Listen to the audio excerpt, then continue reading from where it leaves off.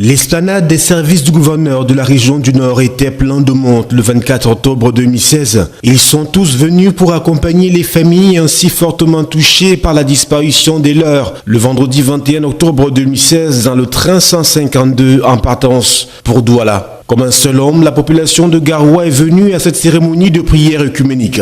Dans la ville, l'atmosphère était celui de deuil. L'on pouvait observer dans les structures les drapeaux en bérène qui venaient juste confirmer que le Nord, comme les autres régions du Cameroun, partageait la douleur des familles si durement éprouvées. Ce message est le message de sympathie pour les citoyens, les Camerounais qui ont été brusquement rappelés par cet incident de drame, d'accident. Nous sommes tous donc interpellés à passer ce moment de recueillement, ce moment de prière écuménique pour les mémoires de ce que Dieu a rappelé dans cet incident inattendu, improvisé. Mais nous nous confions en ce moment en Dieu de vie, celui qui est le destin de notre vie ici-bas. Et nous pensons donc compatir avec les familles qui sont restées, ceux qui sont blessés. Et nous voulons les porter devant Dieu pour que ces familles soient soutenues et que les blessés recouvrent leur santé. Et c'est ça le message que nous adressons à tout le peuple camerounais. Après l'observation de la minute de silence, la phase des prières par les différentes obédiences religieuses de la ville, à savoir l'imam Djafarou de la grande mosquée de Garoua, le révérend Robert Daga Goyek, président du conseil des églises protestantes du Cameroun et le représentant de l'archevêque de Garoua. Tous ont dit des prières afin que Dieu, Allah le Tout-Puissant, puisse à l'avenir préserver le Cameroun d'une telle hécatombe et qu'il donne de la force et beaucoup de courage aux différentes familles affectées. Il était bon que nous nous rappelions tout cela. Personne n'a choisi, parmi elles, personne n'a choisi de mourir à ce moment-là et dans ces circonstances-là. C'est arrivé, mais ça frappe toute la nation. Vivement que toutes ces prières soient écoutées. C'est là que l'on finit réellement seul. Alors écoute-moi bien, toi qui te sens seul ou en mode abandonné, alors que tout le monde se demande chaque jour comment tu vas, comment est-ce que tu as pu faire pour en arriver à là. Alors écoute et apprends. Moi aussi j'ai déjà eu ce sentiment, mais on m'a aidé. Oui, ces personnes là-bas qui te tendent la main.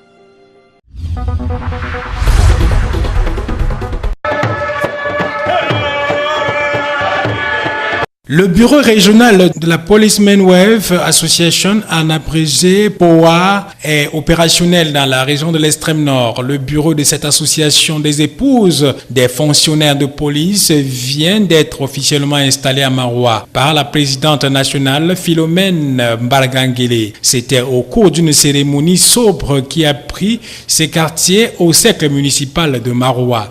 Dans son discours d'installation du bureau de l'antenne de l'extrême nord dirigé par Maïmouna Tchétchinamala, la présidente nationale a expliqué que le but de POA est de regrouper au sein d'un cadre formel les épouses des fonctionnaires de police et assimiler tout grade confondu. En outre, il est question d'implémenter un esprit de paix, de solidarité, d'union et d'entraide. Qui sont dans les départements et voire dans les arrondissements, que toutes nous rejoignent afin que nous soyons ensemble, que nous puissions relever les défis qui nous attendent. Cette association qui n'a qu'un an d'âge compte étendre ses démembrements à travers le territoire national. À l'occasion de la cérémonie d'installation, Madame Mbargangele a interpellé les membres de la région de l'extrême nord à prendre le train de la solidarité, de l'entraide et de l'assistance.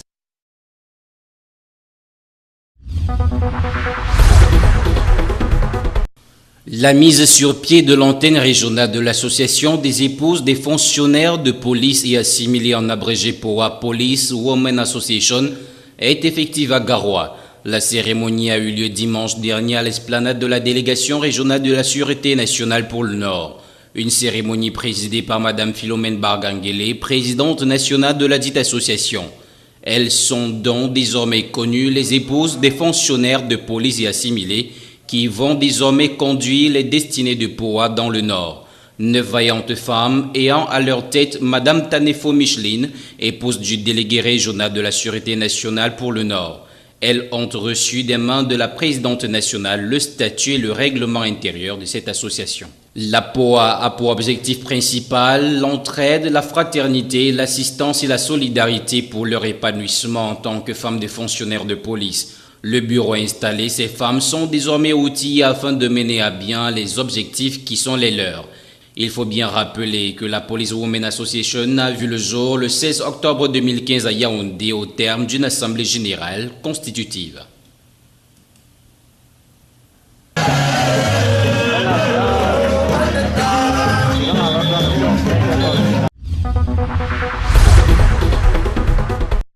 C'est un lundi pas comme les autres, ici à l'école publique du plateau à Garoua, dans la région du Nord. La surprise et le constat du désastre laissé par un incendie étaient graves. Tout un bâtiment constitué de 2 salles de classe, 60 tables bancs, des bureaux de maître et des tableaux réduits en cendres. Le gardien de nuit qui faisait sa ronde habituelle était soudainement attiré par l'odeur du brûlé et les étincelles qui jaillissaient du toit. C'était l'incendie. Aussitôt, il a fait son devoir d'alerter les sapeurs-pompiers car étant seul, il ne pouvait maîtriser cet incendie.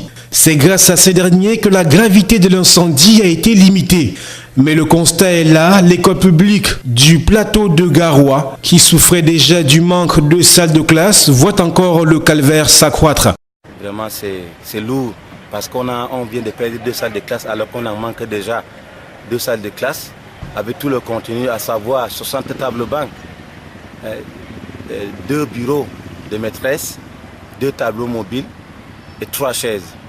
Un incendie dont l'origine n'a pas été jusqu'ici identifiée, mais qui a provoqué d'énormes destructions matérielles. Selon le responsable de l'école, cet incendie serait survenu à partir d'un court-circuit. La région du Nord vient d'organiser une prière œcuménique à l'honneur des sinistrés des ECA. Mais à l'heure actuelle, nous sommes amenés à prendre part à cette visite qui nous permet de nous rendre compte de ce qu'un bâtiment, une salle de classe, 2 salles de classe ont été entièrement consumées à l'école du plateau à Garoua. Et nous avons saisi cette occasion pour nous rendre compte et nous féliciter de la prompte intervention des sapeurs-pompiers qui ont pu maîtriser le feu.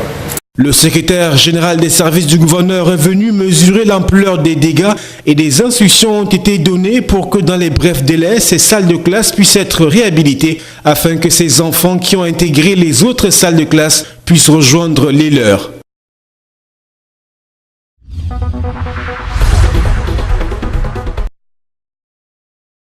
Le ministre André Mamafouda de la Santé publique était ce 23 octobre 2016 au chevet de la soixantaine des accidentés des ECA transférés dans la ville de Yaoundé. Une visite qu'il a effectuée dans 4 centres hospitaliers, l'hôpital central, le Curie, le centre des urgences, le CHU, le centre hospitalier universitaire et l'hôpital militaire. Question de se rendre compte de l'effectivité de la prise en charge des accidentés. Ces derniers ont été répartis en fonction de leurs problèmes.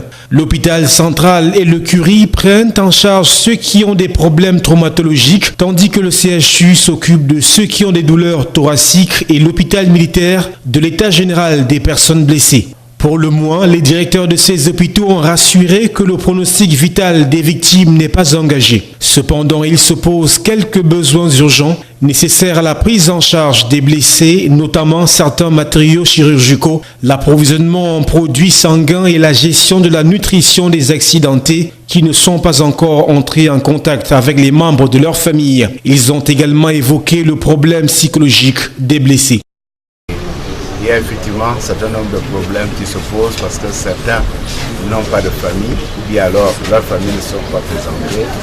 Et pour d'autres, il y a des chocs psychologiques, traumatologiques. Donc nous pensons que ces aspects doivent être résolus. Pour ce qui est du problème psychologique des blessés, la ministre des Affaires sociales a fait savoir qu'une équipe de psychologues a déjà commencé à suivre quelques victimes. Le ministre de la Santé publique s'est félicité de leur prise en charge tout en implorant que le maximum soit fait pour que le taux de décès ne s'aggrave pas. Étant dans un cas d'accident, toutes les dispositions d'usage devraient être prises pour que les corps soient remis aux parents directs des défunts pour qui André Mamafouda a une pensée pieuse.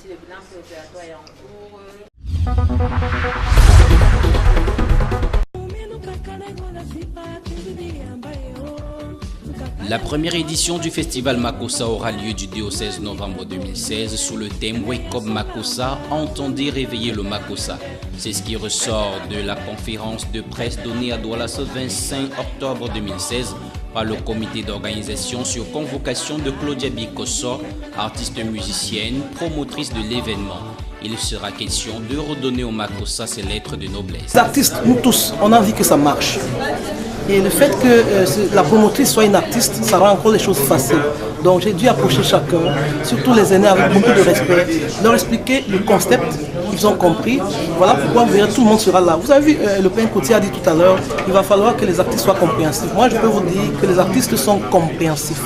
Eux tous, de Toto Guillaume à Martin Ongalais, pour partir peut-être de celui qui va venir de l'Europe, au plus jeune qui est au Cameroun, tout le monde a dit on sera avec toi. Il faut dire que compte tenu de l'évolution, il sera question de présenter le FESMAC comme une plateforme de fusion entre l'ancienne et la nouvelle génération du Makossa.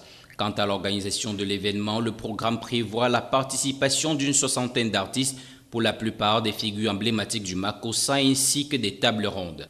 Les prestations auront lieu au stade Bapélepé du 2 au 5 novembre et l'apothéose le dimanche 6 à la vallée de la Besséké avec la remise des distinctions honorifiques aux artistes. Plusieurs catégories sont prévues, entre autres la révélation de l'année, le Makossa féminin, le Makossa masculin. Un événement parrainé par la communauté urbaine de Douala et le ministère de la Culture. Ont pris part à cette conférence de presse mathématiques de petits pays, Martin Ongalais, Longuet, Coty François, Beko Sadé, ainsi que le producteur Tamo Isidore et bien d'autres.